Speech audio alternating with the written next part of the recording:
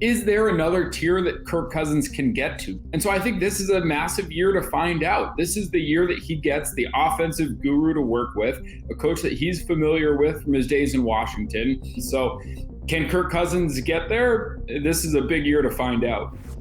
Can Kirk Cousins be the catalyst for a successful playoff team, or is the three-time Pro Bowl quarterback the anchor that continues to drag the Minnesota Vikings vessel off its course? Let's take a dive into the 2022 outlook for Minnesota Vikings quarterback Kirk Cousins. That's how we've won all year, team, right? Hey, you held them to 20 points, man. You gave us a chance at the end. But I got 3 words for you. You like that? Now that the Vikings general manager and head coach have been replaced, Cousins is the biggest remaining question mark for the future of the Vikings organization. For his part, Cousins wants no part of playing elsewhere. I would like to retire as a Viking. If I could draw it up, it would be play well enough that you never have to play or wear another jersey anywhere else. After 4 up and down seasons in the land of 10,000 lakes, it's do or die. Everyone has formed an opinion on Kirk Cousins after 7 years as a starting quarterback.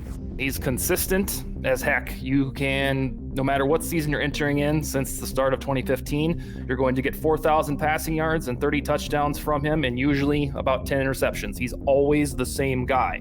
Kirk Cousins needs to show that he's more than a 500 quarterback. He enters the 2022 season with a 59-59-2 record. It just seems like his entire career, no matter what happens, he always seems to end up around 500. He always puts up great numbers, but he's even said it himself that he's got to be well above a 500 quarterback. Benefiting from a star-studded cast featuring Stephon Diggs, Justin Jefferson, Adam Thielen, and Dalvin Cook, yet the 7-win difference since he jumped ship isn't a large gap. How much of this falls on Cousins, and how much falls on the organizations he's a part of? Basically, he needs to lead the Vikings to something more than a wild card playoff win. He needs to kind of make a deep run into the playoffs with this team. He's got the offensive weapons around him. I think everyone can basically agree on that, with Justin Jefferson and Adam Thielen and Dalvin Cook, among others. But he's kind of got the reputation of not being able to win the big one, so he needs to take this team on a bit of a run here at some point before too much longer, or else he's going to be one of those guys that's viewed as not really being able to take that next step. And he's got the talent to do it. It's just a matter of him actually getting the job done, I think. Cousins has 14 fourth-quarter comebacks and 20 game-winning drives plus 1 postseason game winner. So it's not like he doesn't have some clutch play in him. It's his accuracy that really helps him thrive. I think you see that especially in training camp when he's going up against other quarterbacks who, are fighting for backup jobs. Kirk Cousins, quietly and perhaps without getting the credit that he deserves, is one of the more accurate passers in the NFL. His interception percentage a year ago was 1.2%, which is crazy good. He is able to put the ball in some tight windows. Now, I think perhaps one of the weaknesses is a willingness to trust that and to put it into those tight holes. Mike Zimmer, his previous coach, occasionally bemoaned that he didn't kind of push the ball downfield into those tight windows. He's had, throughout his time in Minnesota, great wide receiver duos. Originally Stephon Diggs and Adam Thielen, now Adam Thielen and Justin Jefferson. He's got playmakers. What he needs to do is to trust that they're going to make plays. He's capable of putting it in very tight windows. Now just trust that those wide receivers are going to go get the ball in those tight windows. And that's where Kirk Cousins can potentially take the next step. As is, few would rank Kirk Cousins as a top 10 quarterback. What makes Cousins a good but not great player? He can make every throw on the field, and he's proven to be one of the more accurate throwers in the league. So why isn't he considered among the elite, and can he get there?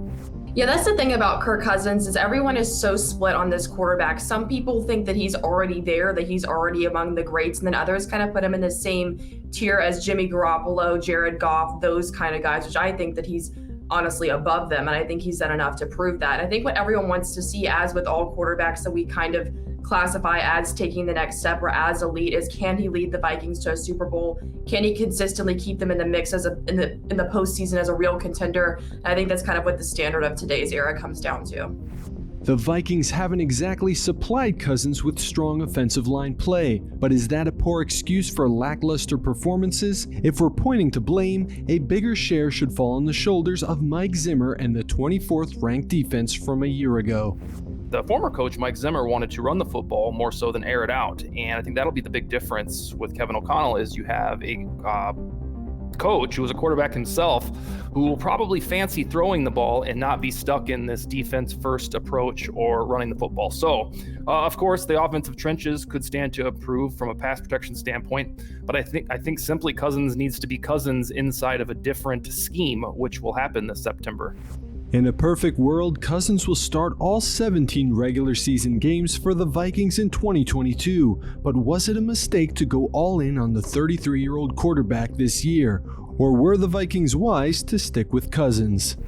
I mean, there weren't really a whole lot of other options out there. I mean, they weren't really in a position to take a quarterback early, and this year's quarterback class is pretty weak by most standards or most experts' opinions anyway.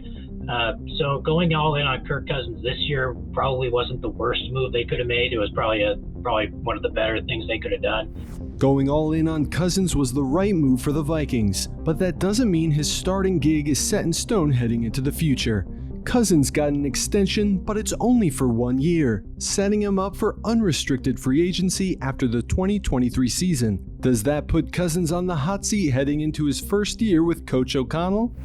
I don't know if it's necessarily the hot seat. I mean, it's a warm seat because he has put up good numbers the last few years, and we'll have to see how his supporting cast is. But he does have a lot of people around him on offense, so I think he certainly has to put up the type of stats that he has had in other years this season, and we'll see how the defense does around him. But yeah, I would think he needs to show that he can also be the guy for 2023.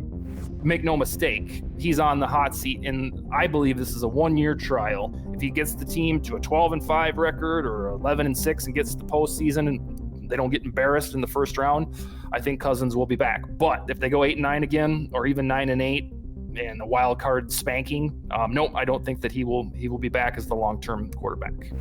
The biggest question that everyone in Minnesota wants to know, and likely has already answered in their heads, is whether Cousins can win a Super Bowl. If so, can it be this season? I think Kirk Cousins is capable of winning a Super Bowl. He'll need some pieces around him. He's not kind of the Patrick Mahomes, Aaron Rodgers level that could elevate a so-so team all the way to the Super Bowl, but if the pieces around him are right, I think Kirk Cousins can win a Super Bowl. I don't, however, think it will be this season. I don't think the defense isn't good enough. The pieces on the offense are pretty good. He's going to need slightly better offensive line, but I think it's the defense that probably keeps the Vikings from winning a Super Bowl this year. By all appearances, Cousins has everything on hand to lead the team back to the playoffs and beyond. There are no more excuses for Cousins heading into the 2022 NFL season. Sometimes a yard can be the difference between a win or a loss. For Cousins, they can be the difference between creating a lasting legacy or becoming a forgettable part of the Vikings' history. It's up to him to choose how he wants to be remembered.